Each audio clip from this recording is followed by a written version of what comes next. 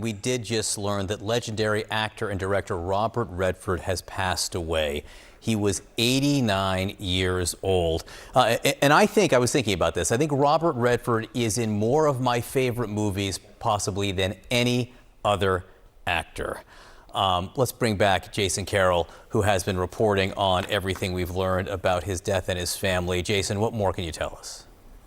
Yeah, I'm absolutely in agreement with you. I think of some of my favorite films, films like Ordinary People, which he didn't even act in. He directed his directorial debut and actually won the Academy Award for.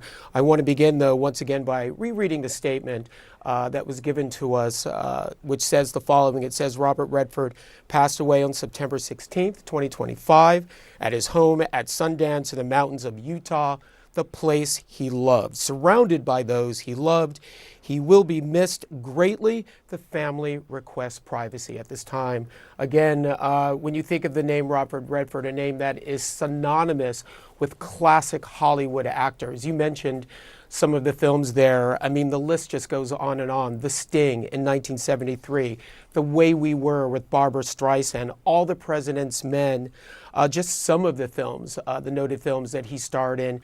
This was a man whose career spanned decades. And again, not just an actor, not just a director, not just a producer, but also an activist.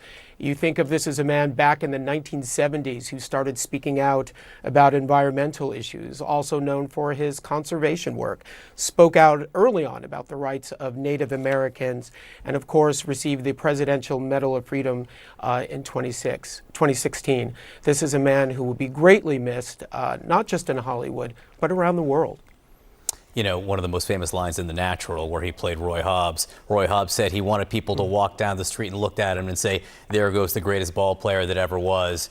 You know, with Robert Redford, he could walk down the street and people could say, there goes one of the greatest movie stars there ever was, to be sure. Without Jason, question. thank you. I want to bring in Brian Stelter. And Brian, you had a chance to actually interview Robert Redford for CNN. Brian joins us by the phone right now. Hey, Brian. Yeah, if there was a Mount Rushmore for film, Redford would be right there on it.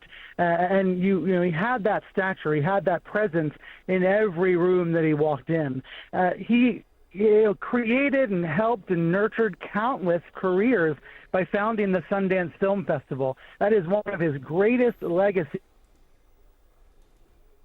Actually soon moving, but that annual festival, one of the most important dates on the calendar for independent filmmakers, for documentarians, and that was all thanks to Redford. I remember interviewing him there about a decade ago. He was pushing 80 years old almost at that point, and he talked to me about how he still learned something new about film every year he was there. He said, I'm looking for innovation. I'm looking for new ways to tell stories with cinematography, with using the camera in different ways. And I found that so inspiring then and again now, that he was always looking for new ways to tell stories, always trying to learn about the art and the craft of filmmaking from younger generations that he helped inspire.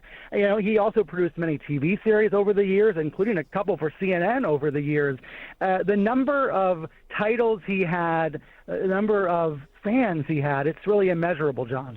Yeah, you know, his love for the environment. Just watch A River Runs Through It, which he directed. You can see how he felt about the outdoors there, not to mention the fact he helped launch Brad Pitt's career in that remarkable role. Brian Stelter, I'm watching you talk to him right now. What an interview that must have been. Thanks so much for sharing your experiences.